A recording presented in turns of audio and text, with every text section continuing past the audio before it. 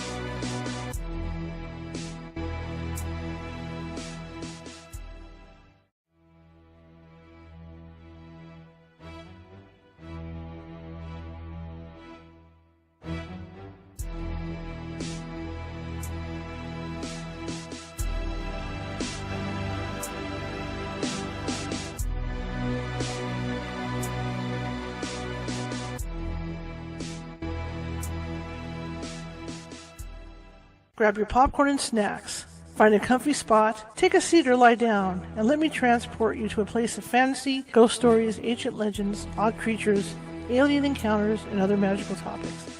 You may even decide to join the conversation. From faraway lands to your own backyard, with a small dash of pixie dust. Turn out the lights and open your minds. The journey is about to begin. Good evening, everybody. How is everybody doing today? Have you all recovered from Halloween? Are we eating all the leftover candy? I am.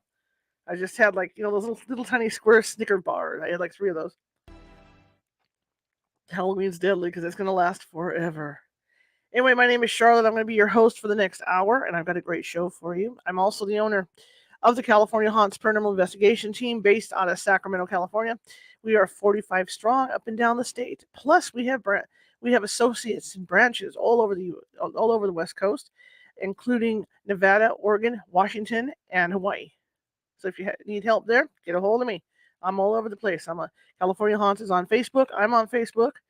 I'm actually over at Instagram as well under Ghosty Gal, all lowercase. We're over at TikTok under California Haunts, all lowercase. We're on Twitter, Cal Haunts. You can find us.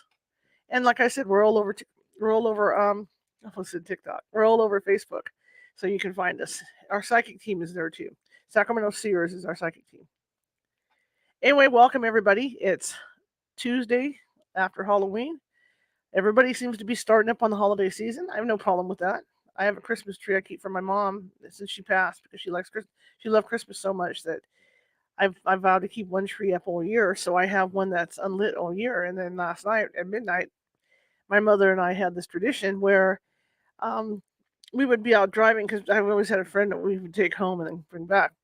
And I would put the Chipmunk song, Christmas song, and on at midnight. So I follow that tradition. So last night I waited till midnight, popped on the song, and just kept that tradition going and flipped on the tree. So I'm getting started for Christmas and then start working on my front yard display for this year. So that's going to start on this weekend. But in the meantime, we're here. We're back. We're back on the air live. Last night we had a pre-recorded show about aliens and UFOs, right? It was a pretty good show. And tonight we're going to be talking precognition, telepathy, and how physics physics plays into all this. And there's something I really never realized before that physics and telepathy and that could kind of bind together. But my guest tonight, Marty Rosenblatt, he talks about that, and so that's what we're going to be talking about tonight. So, like I said earlier, pull up a chair, put your feet up. If you're wearing piggy slippers or something like that, put your slippers on, put your feet up. You don't even have to watch me, right? Because I'm on your TV, right? So I have people that put me on their TV. I did that to myself. I have a 65-inch screen. I scared myself. I was kind of cruising my shows on my cell phone. There I popped on a 65-inch screen. Ooh. Ugh. So yeah. So I just dig it down right away. Scared me. But you can just listen to my voice. Listen to this gentleman and I. All right, so without further ado, I'm going to bring him on, and let's get this show on the road. Oh, I forgot push my other button, too. There we go. Me and my buttons, right? All right, here we go. Good evening, sir. Hello. And yeah, I'm prepared here to talk about whatever you'd like. Just ask questions, and I will respond. All right, first off, tell me about you. Well, I am a physicist. I have a bachelor's and master's from UCLA. And psychic phenomenon, things like precognition and all of that goes back to my youth when I used to read all the science fiction books I could get my hands on. Mm-hmm. And they contain what rather remarkably is true. A lot of what they do in there in terms of telepathy, precognition was true. However, there's really no real proof. And the first time I started exploring proof was when I saw an article by Hal Puthoff and Russ Targ from the Stanford Research Institute, which was published in early 1970s. And I went to my sponsors. At that point, I was working as a defense contractor, and one of our contacts was the DIA. And I went to them and said, hey, you guys really ought to know about this paper. They talk about remote viewing, and they even had a bit about precognition, and it was published in the IEEE, a major peer-reviewed journal. And so, fortunately, they sent me off to SRI, and I got to meet Pudov and Targ. Very impressive. I saw their lab. We talked for a long time. And I went away very impressed. And they basically had proof. The odds against what they did was, in those days, early 70s, 1 in a million. It's now been duplicated by the Peer Institute, Princeton Institute, and other well-known establishments. And so all of this stuff is real. So maybe one other thing I should add, I don't know if you've heard of the Monroe Institute, but because of some of the books I read and the people who did some of this were trained there, so that's where I went, and I met Joe McMonagle, who to this day I do webinars and workshops with. And okay, I think that's enough. When you talk about applying physics to this stuff, because I've been around psychics, for a long time. So how were you able to apply physics to all this, and how did that work? Okay, I have a model. It's based on the idea that consciousness is fundamental. At our workshops, I capitalize fun, but consciousness is fundamental. Actually goes back a long way, but in recent times, it was quantum mechanical people, Schrodinger and people like that were forced to take that issue on. It was called the measurement problem. They could not determine where, say, an electron was until it was measured, and then they knew it. Up to that point, it was in like a fuzzy probabilistic space. So now, okay, so they bring in this idea of what's called non-locality. That is, and I'm sure you've heard of this, it's been so well publicized, when you have two photons, say, each going in the opposite direction at the speed of light, if you tweak one, the other one is tweaked instantly. That's non-locality. Locality means like sound has sound waves, light has light waves. This is going even faster. That was part of quantum mechanics. That's the basic physics here. Now, I went deeper than that. With consciousness as fundamental, realized that the connection with the physical world is through what's called the 0-point energy field, sometimes called vacuum energy. If you were to go in the middle of space as far away from any other body, and then you get down to the very, very tiny 10 to the minus 30-ish meters, there's fluctuating energy there. And it's here too.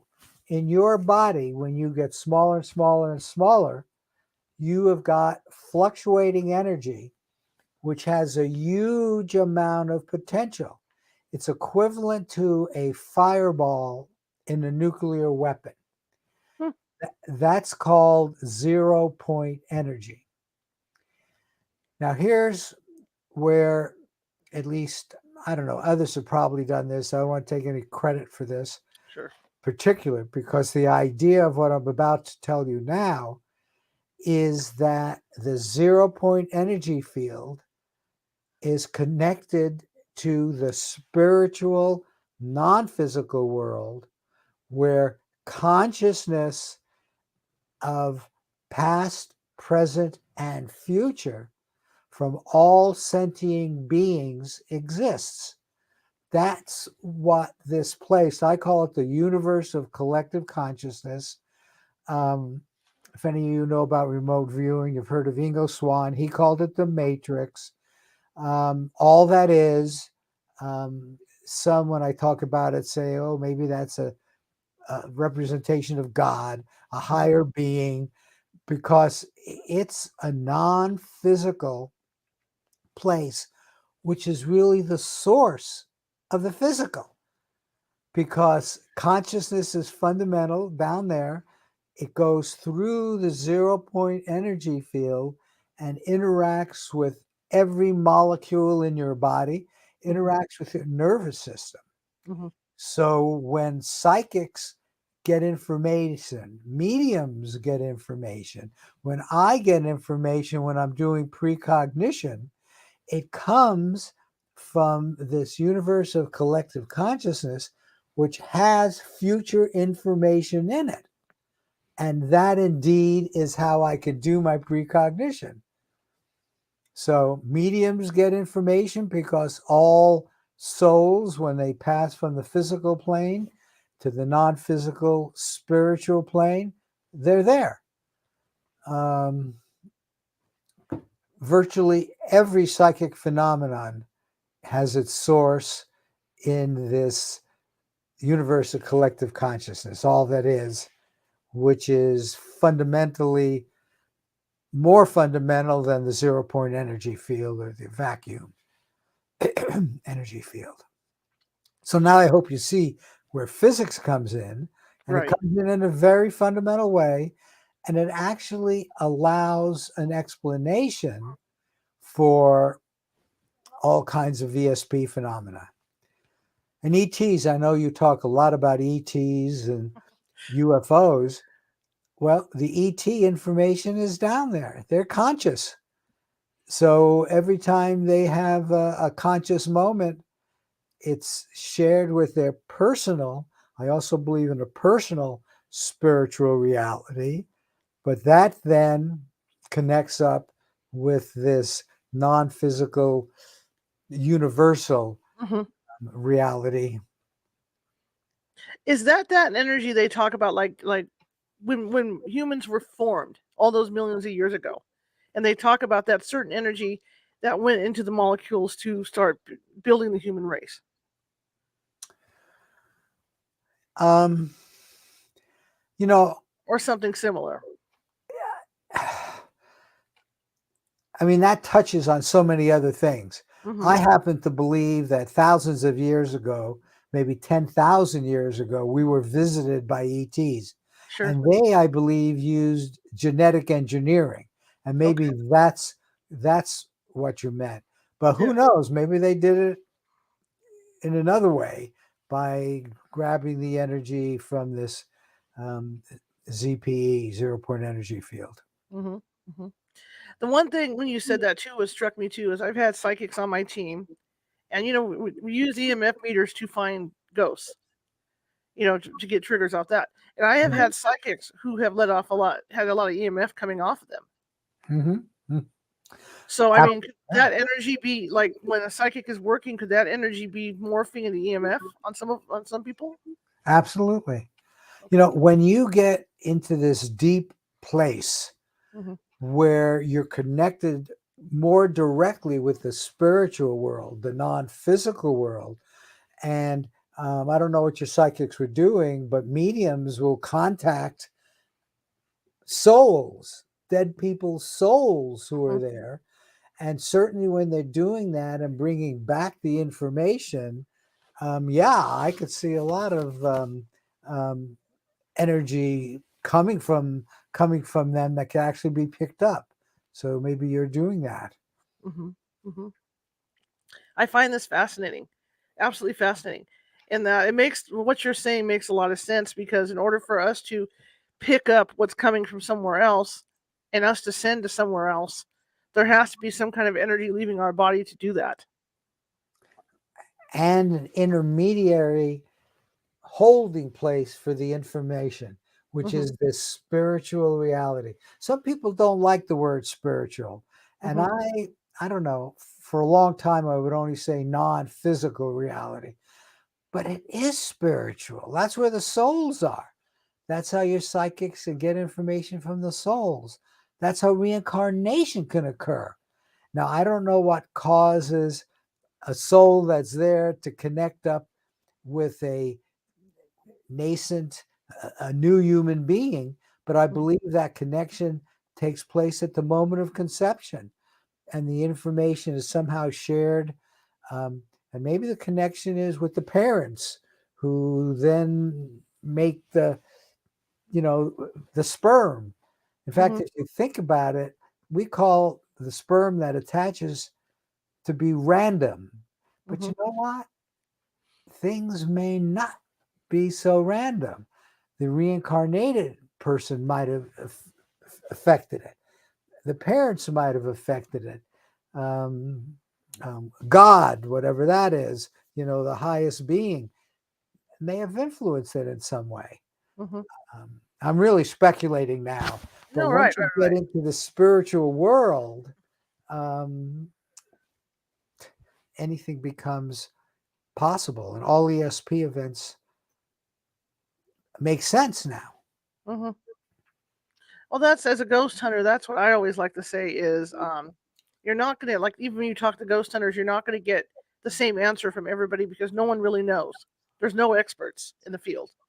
We're out there learning just like everybody else. That's why we're taking copious notes when we're out there, Mhm, trying to mhm. figure all this stuff out. Now, in your studies of this, let's say the stronger people you've worked with, what are the similarities you've seen? Well, the strong ones are so very good, but Hmm. everybody can do this. I am not strong, and yet I've done remarkable sessions. In fact, I really encourage people to do it. If you give me a moment for a plug, Hmm. because they can learn all this at appliedprecog.com. We have lots of free videos. We give 2 conference workshops a year with fabulous people. We just finished one.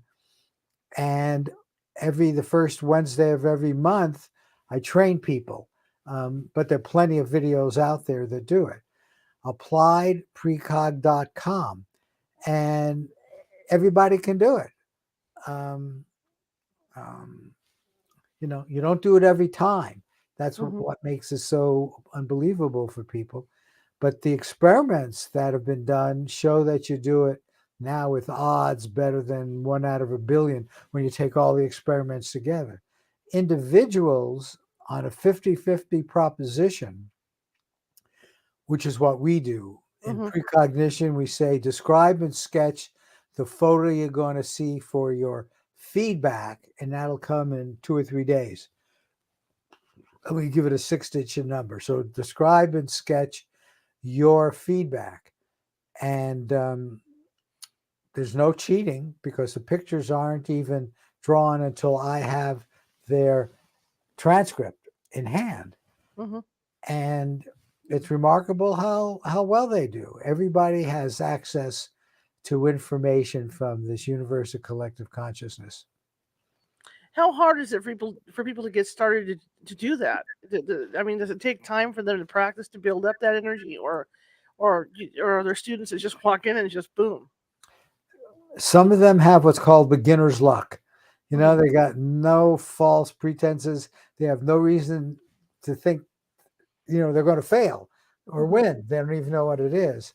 In fact, tomorrow I'm having a webinar, and we'll be teaching people. Tomorrow's the first Wednesday of the month. Hmm. Um, and newbies will be there, and some of them will do quite well. It turns out we'll be doing roulette there, because what we do is always binary. So Hmm. roulette's binary, red and then black we associate with the green. Um, so it's binary. And people enjoy it, and it's easy. I take them through it, and they do a session the first time all the way through. And it's not hard. In fact, what's hard is to get your analytical ego mind out of the way. Mm-hmm. And I'm sure that that's true of your psychics. It's just the ego is very noisy. And we Yes. first do a cool down. In fact, I'm going to do a meditation tomorrow to cool him down, get the ego out of the way, go to a spiritual place, and then start doing your session. That's what I was going to ask you is how do you get people into that frame of mind? Because, they've got so much going on in their lives. And like you say, they might walk in thinking, oh, I can do this already, because I run into that when I teach classes. Sometimes you get the people that come in saying, I can do this already. I don't really need this. Well, that's right. And we have people like that, and then they do it. We don't mind people like that. See, Mm-hmm. we keep statistics for each person, and there's a hit rate chart. And as they're going through it, their notes, and they have access to all that so they can learn. So if a person, we can even do it with a pendulum. If Mm-hmm. people come in and they say, hey, I'm really great with this, okay, show me. Mm-hmm. It's a binary thing. They can make a prediction. Um, we have two pictures, but they can make a prediction. Is it going to be the first one we call photosite A, or is it going to be the second one? Mm-hmm. And that's all they have to do. And then they enter that, and then we see if they're right or wrong. So no, it's the idea of a meditation. In fact, in the jargon of remote viewing, it's called cool down. Okay. And usually you just get really quiet, try to get rid of all of your ego intellectual stuff. But I've now added I'm going to do a formal meditation, take him to this spiritual place. I'm going to take him to a garden, have him just enjoy the beauty. People do meditations like that a lot. They're on the Mm-hmm. internet. But I want to do it. And then I'm going to say, keep that feeling with you and start your remote viewing session. And the remote viewing session starts with a number, um, which I've had them put that on a sheet of paper. And then what's called an ideogram, which is like a squiggle. Mm-hmm. And then stuff comes. The ideogram is sort of the physical way you connect up. And information comes. Everybody gets something. And the weirder it is, the better it is. But we have like 20 categories of stuff, and we have them ultimately put them in those categories. Anyway, I don't want to get into I that don't kind know. of It's fine. detail now. Yeah. Yeah. But As a scientist as you are, because you have a very analytical mind, was it hard for you? I mean, like you said, when you were a kid, you were reading these magazines.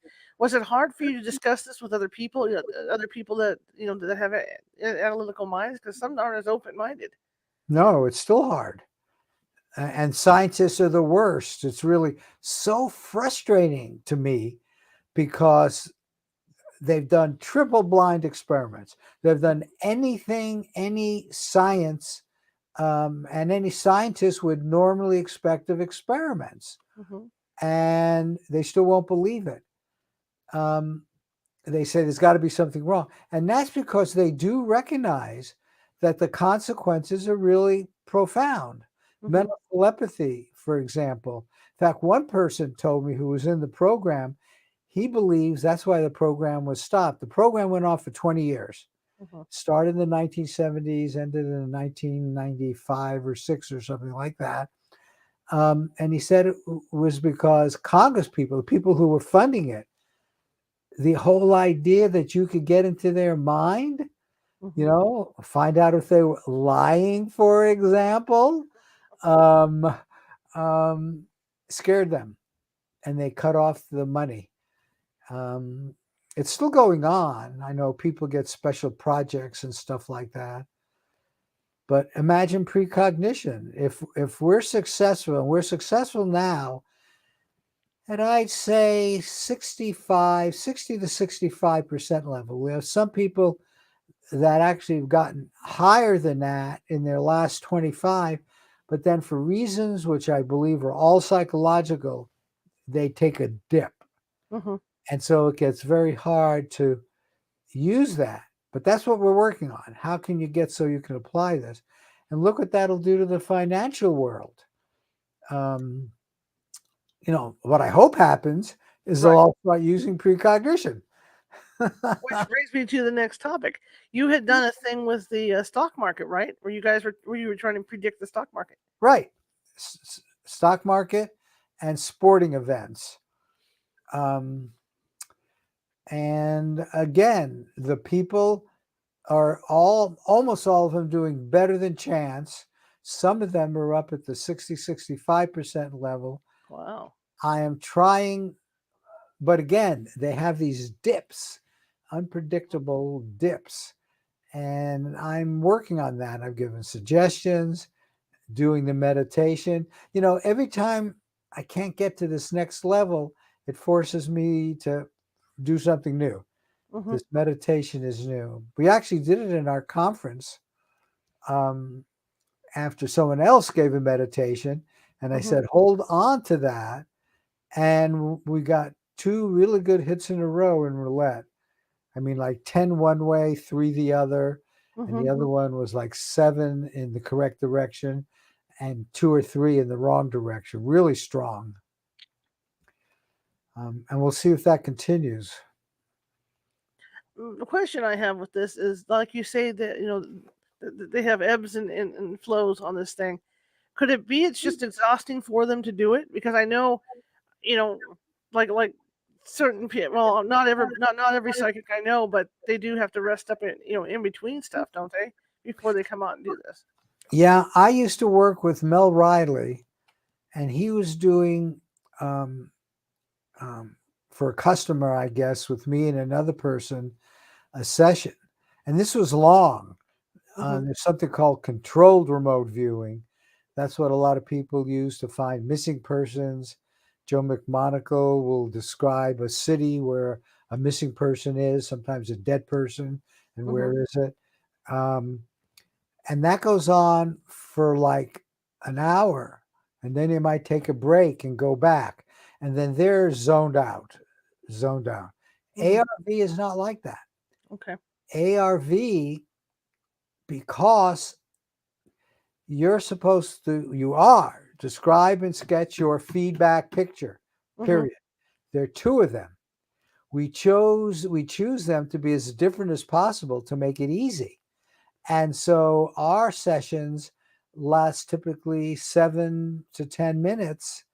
And then we write end of session. Most people do them on 1 page. Some people do them on 2 pages. And we don't want any more Mm-hmm.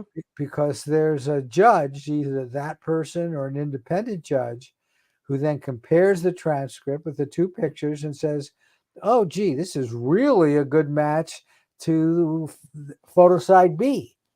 And only the computer knew whether or not photo side B was connected to with stocks up or down, Mm-hmm. with roulette red or black. And so it's only after the judge makes his analysis on which photo is the best match, then everybody knows what the prediction is. Okay. Okay. Now, do you know, or have you studied, like I said, there's some people have. I'm not going to say are better than the others, but they seem to be a little more talented than other people. Why do you think that is? Do you think it's because they ended up with more of this electrical field in them, or it's just the short straw? That question gets asked a lot, and I frankly don't know the answer. Okay. I will tell you that a lot of people have been surprised. There's a classic story at Stanford Research Institute where they Mm-hmm. had these good psychics. They were well-known psychics. They were doing good work, and they wanted to compare them to non-psychics. So Russ Targ found this. Now, she was artistic, and I think that's one of the kinds of thing, creative people who are open to getting information from who knows where. But anyway, they brought her aboard. She turned out to be as good as and better than most of the psychics.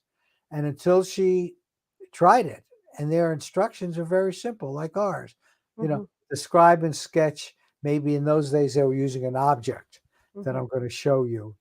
Um, And so we do believe, so I'm giving you the standard answer now, creativity and meditation.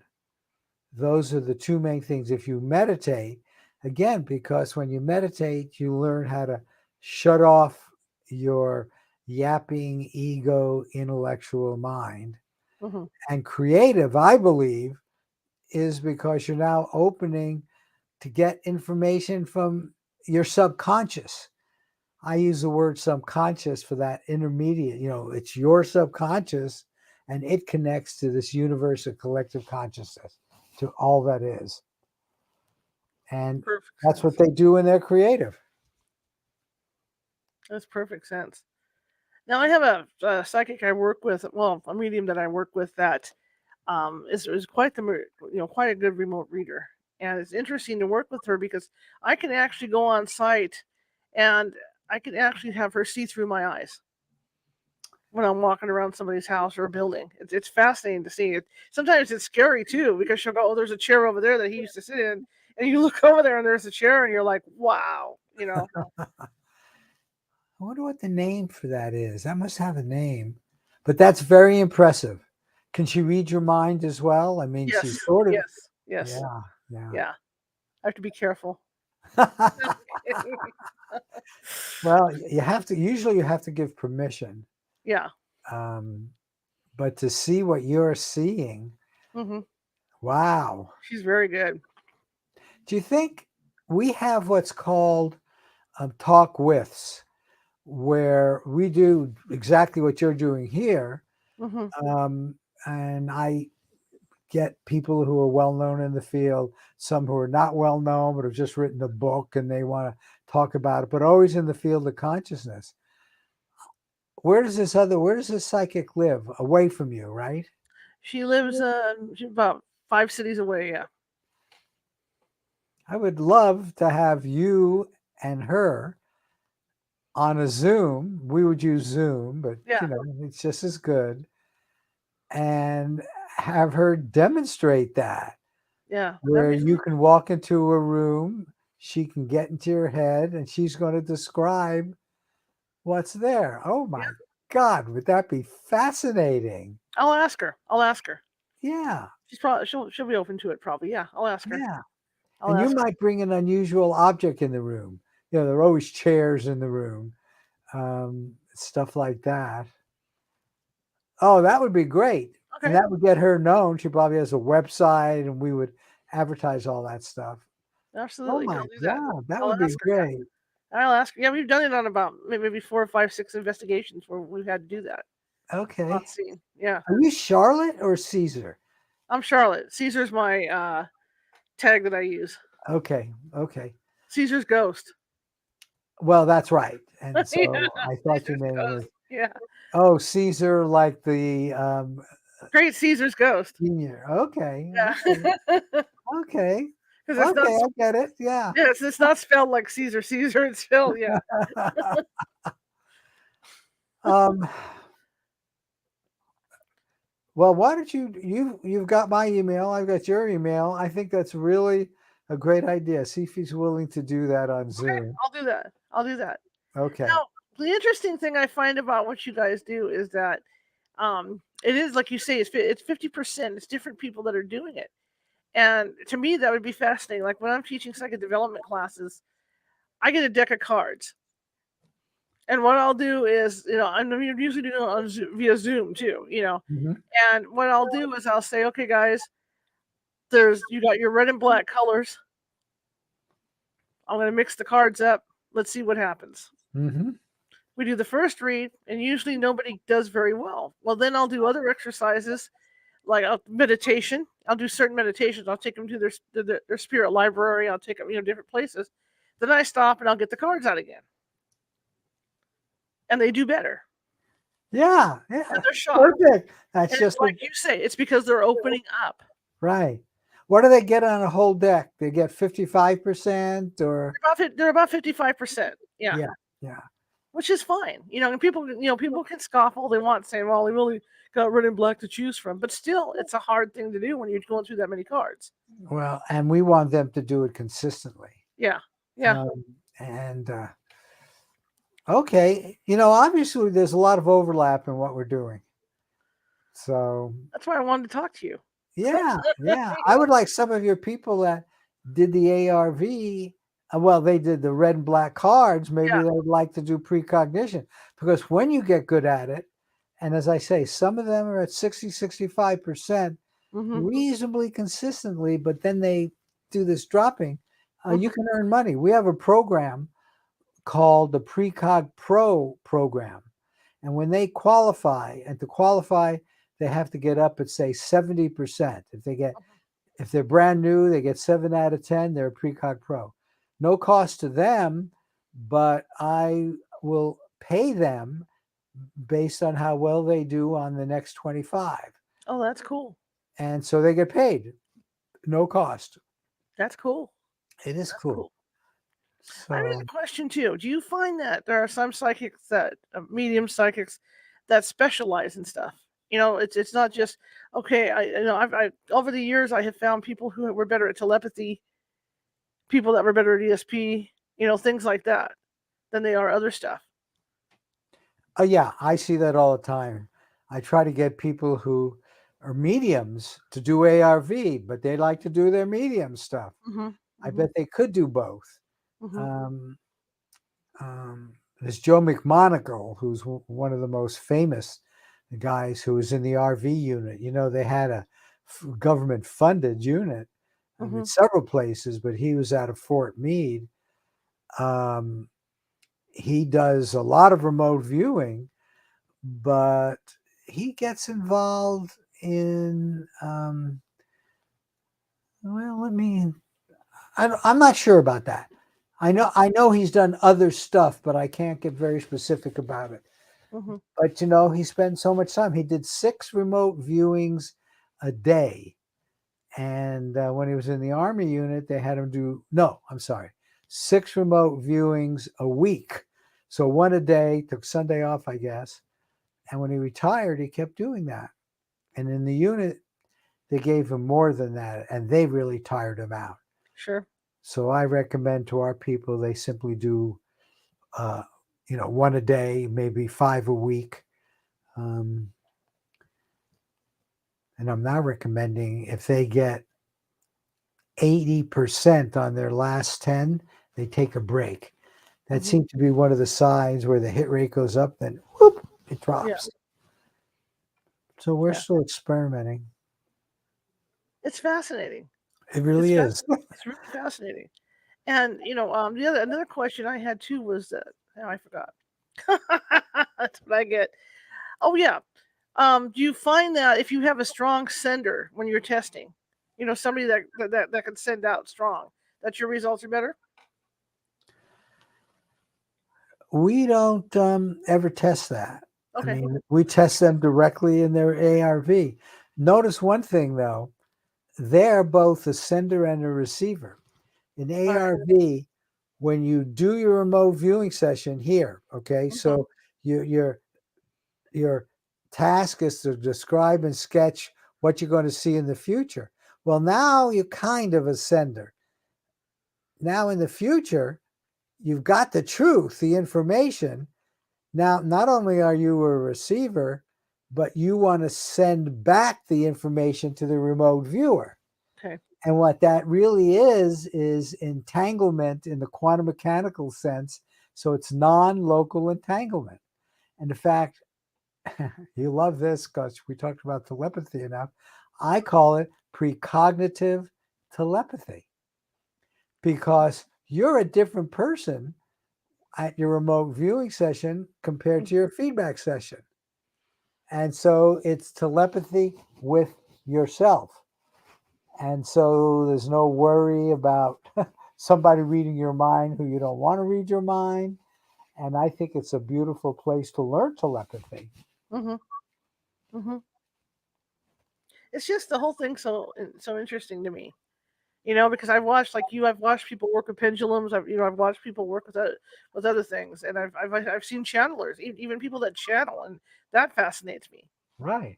You know, they're exhausted afterwards, but it's just fascinating when their voice lowers and their body hunches over, and you know it's not them. You know what I mean? It's someone else coming out. All of this is a different world. In fact, I think ETs are sort of watching our development. Imagine even us, we're learning about it, we're doing more and more. Even though it's a small group, Hmm. some more scientists are getting into this. Hmm. And so imagine 100,000 years from now, 1,000,000 years from now, which is nothing in galactic time. I'm sure there are living entities out there that are that old. And they're probably just watching our development. And, apparently ETs use telepathy Right. a lot. And that makes sense, they're all over the world doing things. And I guess it's the conscious experience that's being shared. Gee, I love bananas. Well, there's a feeling of love there, and they know what bananas look like, and so you can do telepathy that way. I can't, but Hmm. some people can. It's funny. I've heard stories of people that have been allegedly abducted and Mhm. got taken aboard, and they say, okay, they're communicating, with me to, through my mind, but when they come back, it had opened them up enough to where they have these psychic abilities after they return. Okay, that's cool. I think that's true of near-death experiences. That too. Yeah. I mean, you can see all of this is connected, and Mhm. it's all coming from the same deep spiritual place where all the souls are. Um, your soul is out there now, your eternal soul. That's, and my eternal soul are out in this spiritual place, eternal. So all of the information of your future is out there. And yet, and this is the big contradiction, and you can't explain it, I don't think, you have free will Mhm. and you're creating your experience that goes into a physical spirit, okay? And that information is shared with the deep eternal spiritual. But you are creating your own spiritual self in the physical world with every moment. And your eternal one knows it. And I think somehow you're creating that. It's not predetermined because you have free will Do and you yet you think have an eternal soul. So awesome? it's awesome. That's just it's mind-boggling. Yeah. Absolutely mind-boggling. Do you think there's ever going to be a time when everybody on Earth will be able to utilize their abilities? I think there'll be a time when, say, 30-40%, and they will be separate. The others, I, I don't think it's going to happen all at once. It's not going to happen magically. Um, but I think to change the world, you'll need more than 10% are communing with each other and doing proofs and all that. Proofs mean nothing. Until you do it yourself, it has no deep meaning. Mhm. That's why I'm trying to get as many people as I can involved in ARV Mhm. because most people can do it. And then it changes you. You now see, oh my God, there really is a non physical world out there that contains all the information in the world, in the universe. And do you think, like I've known people too who are able to blow out lights as they're walking, like I used to happen to me when I was younger, where I would be walking down the street, and the street lamps would turn off as I went by. That's interesting. I've heard of that. And I Yeah. know there's some people who actually are damaged by electromagnetic fields. Mhm. But yeah, in fact, you've heard of Ingo Swann. Right. When he was at Stanford Research, they wanted to do some experiments on him. He went past what was a very sensitive machine and made it go wacko. And it's like it's PK, psychokinesis. Mhm. And yeah, all these things, people can do them. but not everybody can do all of them. And I do Right. think you do get, for whatever reason, specialized. Now I'm specialized in ARV. I Mhm. like to talk about all this other stuff. I'd like to connect it because consciousness is really my basic field. Mhm. But how much time do I have? And that's why I love to get these speakers who are doing different things. That's why I'd like to get you and your psychic friend. That'd be great. And it educates my people too, to the broader nature of consciousness.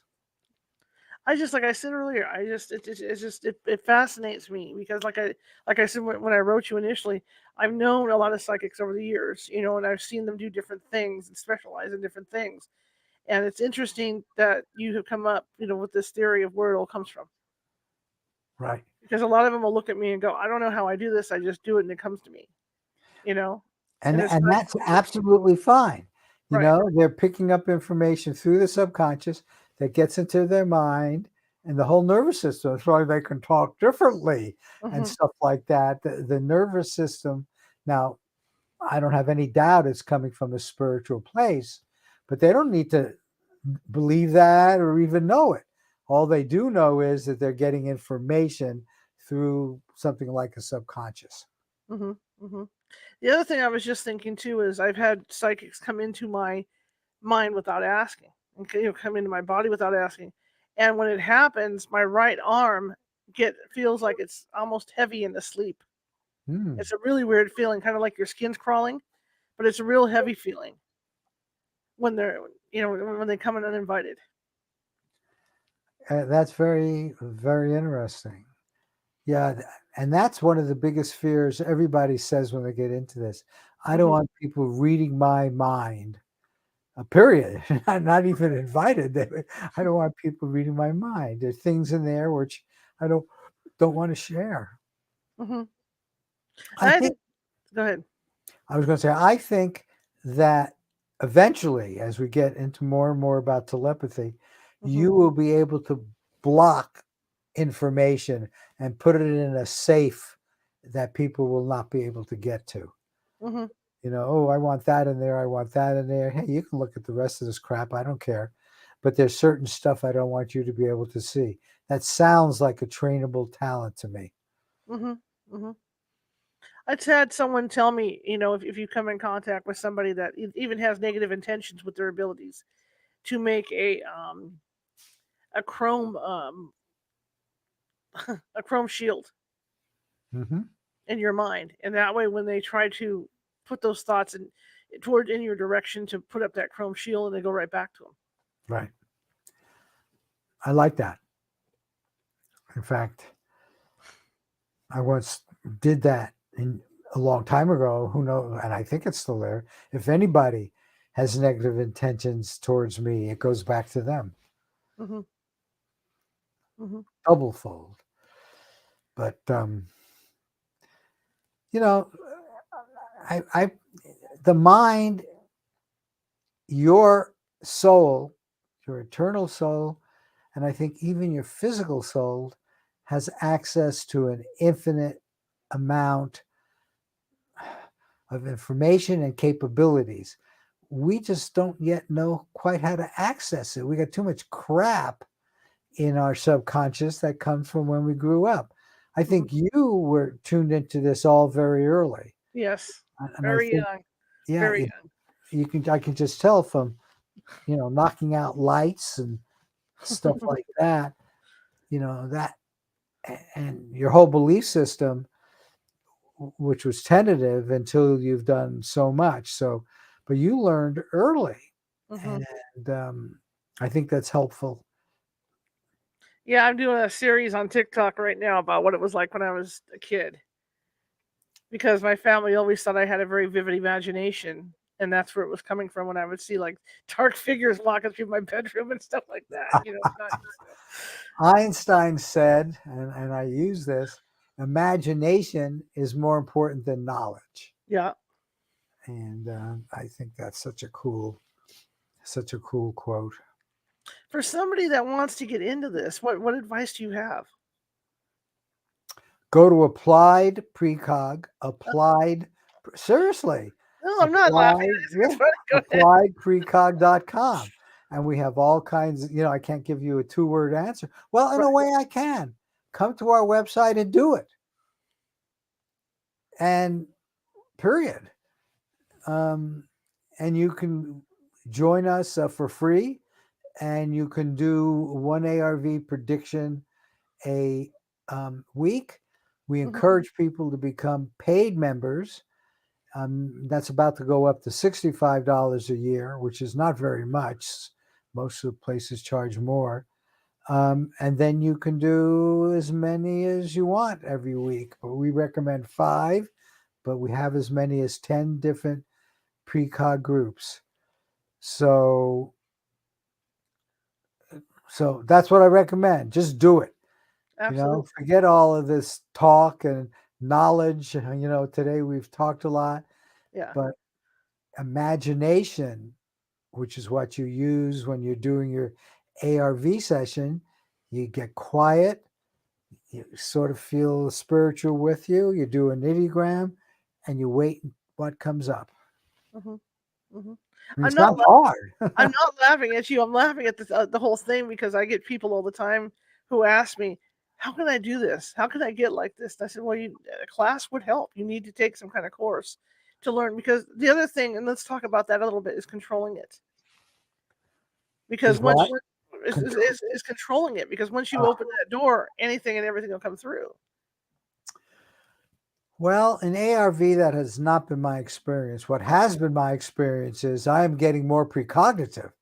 Right. But I'm not getting messages from beyond.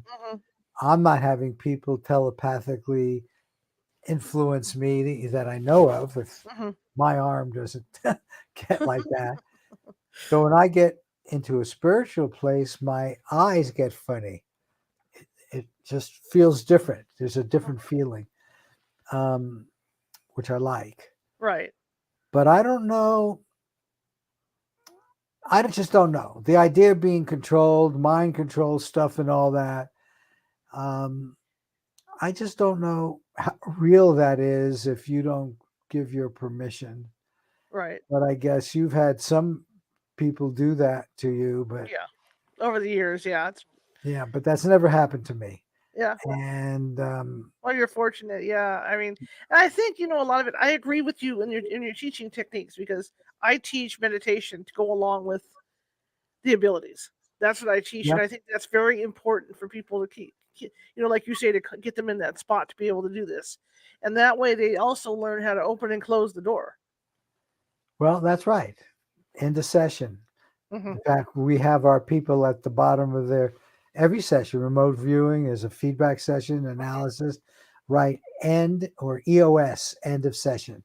Most people seem to like EOS. Anyway, because then it's over. Now you're back to your normal self. Right. We don't have to detox because ARV is just too short. But some people do. Some people get so deep into it. Lynn Buchanan tells a story. You know him? He tells a story of getting sucked in to one of the really bad people he was investigating. And he just didn't want to go home. He was afraid he was going to hurt his wife. And then he really came up with a formal detox technique after an experience like that. So yes, you can get really deeply into this stuff when you do, hour, 2-hour sessions, 30, 40, 50 pages. Absolutely. In your experience doing your work, what case or remote viewing job has stuck in your mind? Which one, was impressed you the most? Okay, the one that pops in now is Joe McMonaco was asked to look at this super secret place. There were troops around all the time, but there were trucks going in and out, and the CIA didn't have the slightest idea what was going there. In fact, the CIA guy, Gates, I think, didn't believe any of this crap.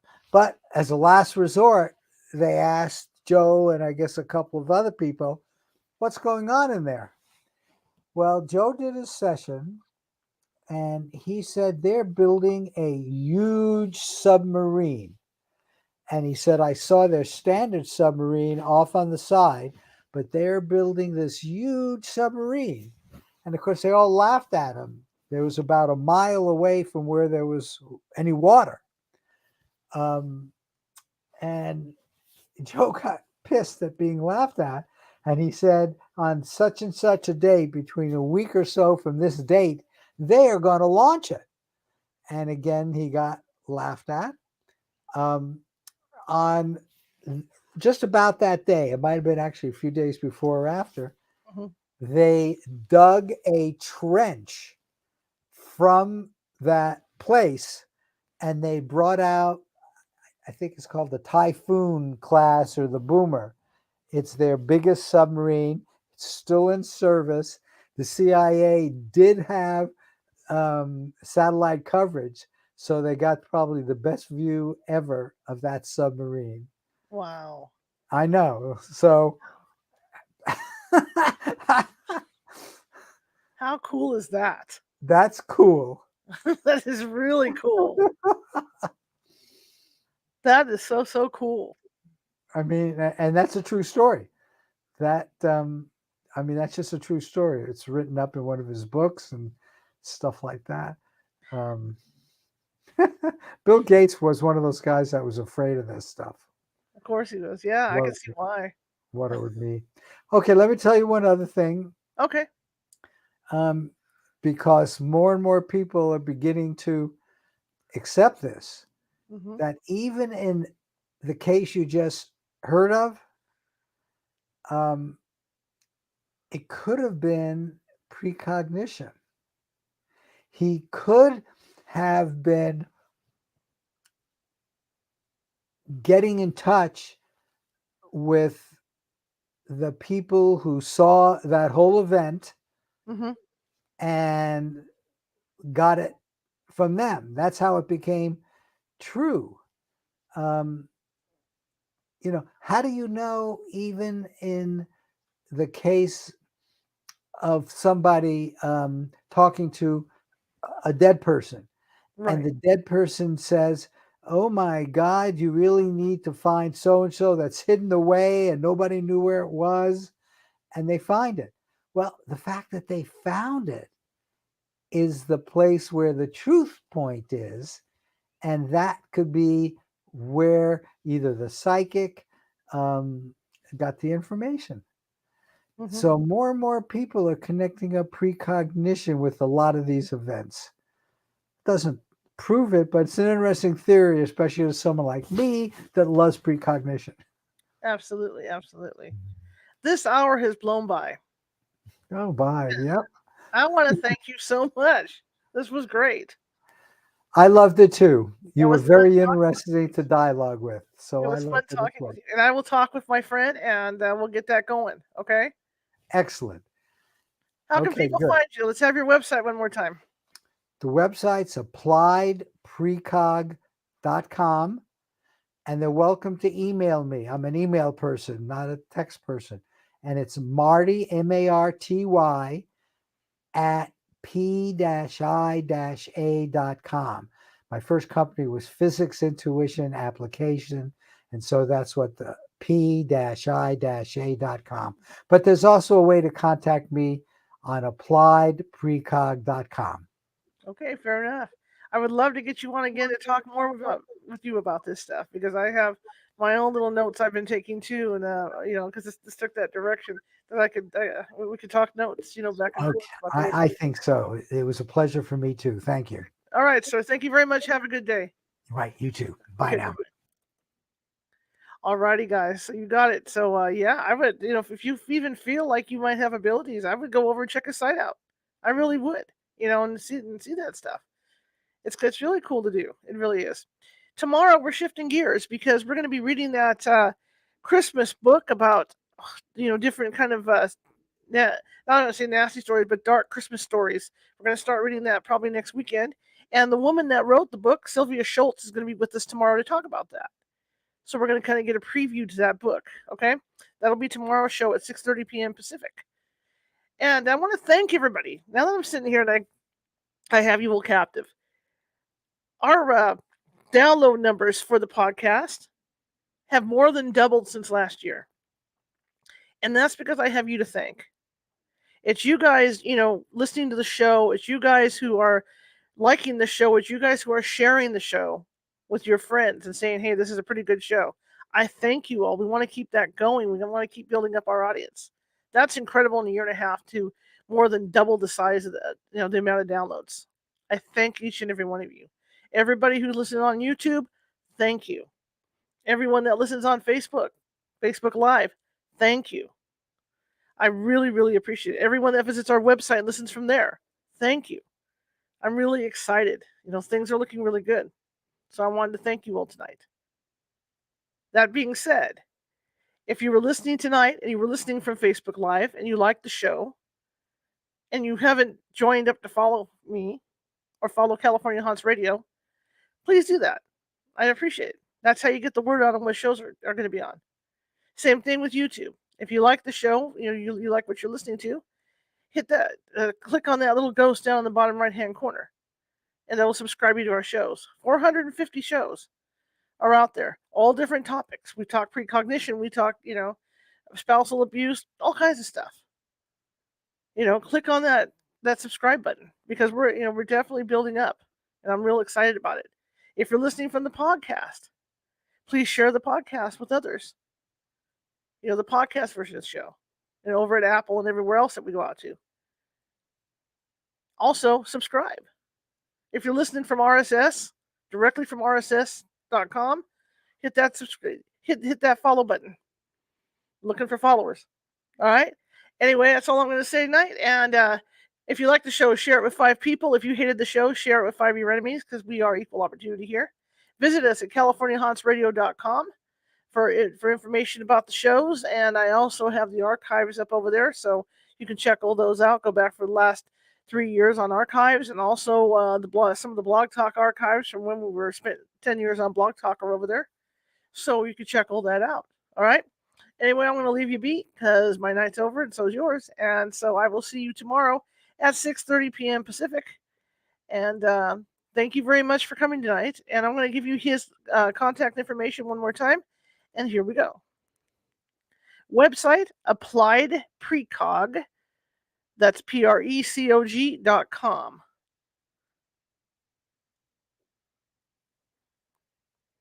Alrighty then, I will see you tomorrow night, 6:30 p.m. Pacific, with Sylvia Schwartz. Bye.